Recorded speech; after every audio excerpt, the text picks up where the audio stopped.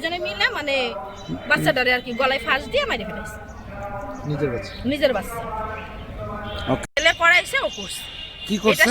কি করছে? মানে উন্না পেঁচাইছে আর কি গলায়। কার গলায়? মানে ওই বাচ্চারে। ওনার কি হয়? ওনার মেয়ে। আর ওই ছেলে বটি নিয়ে আর কি দাঁড়াইছিল যে তুই ওরে মার। পরে শেষে মরেই গেছে। পরে বলছে যে আমি কোথায় ফেলাবো। পরে ঘরের ভিতরে যে সাপ বাক্স কয় না, ট্রাঙ্ক যেটারে, ওই ছেলে বলে উঁচা করছে আর ও আর কি নিয়ে থুইছে। পরে শেষে ঘর চাবি তালা মাইরে চাবি বলে ফেলাই দিছে। পরে ওই জায়গা থেকে নিয়ে চলে গেছে। আপনার নাতনির বয়স কত? 3 বছর।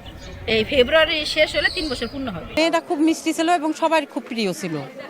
আর এর পরিবারের সাথে তেমন সুসম্পর্ক ছিল না আমাদের জানা মতে, যেহেতু আমার বাড়ির পাশেই কিন্তু।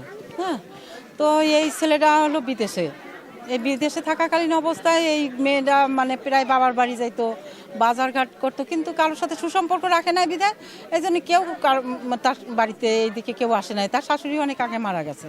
তার শ্বশুরটা আছে, ওই শ্বশুরটা মানে বৃদ্ধ। হ্যাঁ, উনি ওই মসজিদে থাকেন, একটু বাজারঘাটে যান, ওই নাতি নিয়েই চলাফেরা করেন।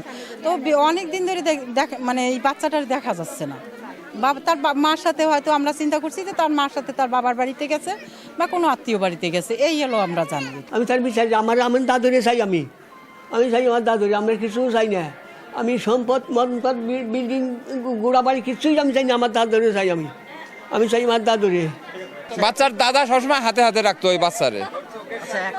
জি, এখন শুনছি যে বাচ্চাটা মাইরে ট্রাঙ্কের ভিতরে আটকায় থুয়ে ওর মা চলে গেছে। কোথায় গেছে এটা তো সঠিক বলতে পারবো না। সে নাবালক বাচ্চা কিভাবে মারলো? একটা মা হয়ে যদি সন্তান এরকম মারে, তা মানুষ তো এখন সন্তানরা তো তার মারে বিশ্বাস করবে না। এখন আর কোনো মারেই তো বিশ্বাস করবে না সন্তানরা। বাচ্চার মা আর কি নিজে এসে বলে থানায় স্বীকারোক্তি দিয়েছে যে ওই বাচ্চারে ওর মায়ের ট্রাঙ্কের ভিতরে সারিয়ে রেখেছে। সেই জন্য সেই কথা শুনে আমরা আসলাম। পুলিশে আসলো, আসার পরে পুলিশে খুললো আর কি। খোলার পরে ট্রাঙ্ক খুলে তো আর কি দেখলো বাচ্চা মারা গেছে, মারিয়ে রাখছে। কিন্তু এখন তো এখনো বের করা হয় নাই।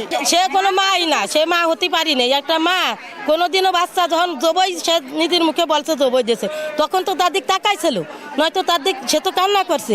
তাই সে কি মা হলে কি প্রকৃত তারে মারতে পারে সন্তানরে?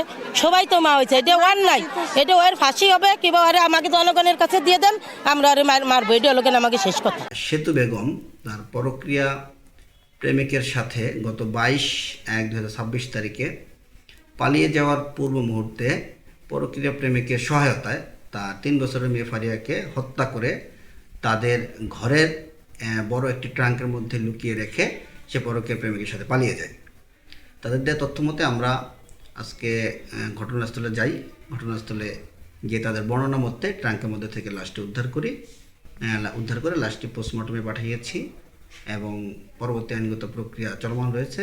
সেতু বেগমকে আটক দেখানো হয়েছে, অন্যান্য আসামিদের গ্রেপ্তারের চেষ্টা চলমান রয়েছে।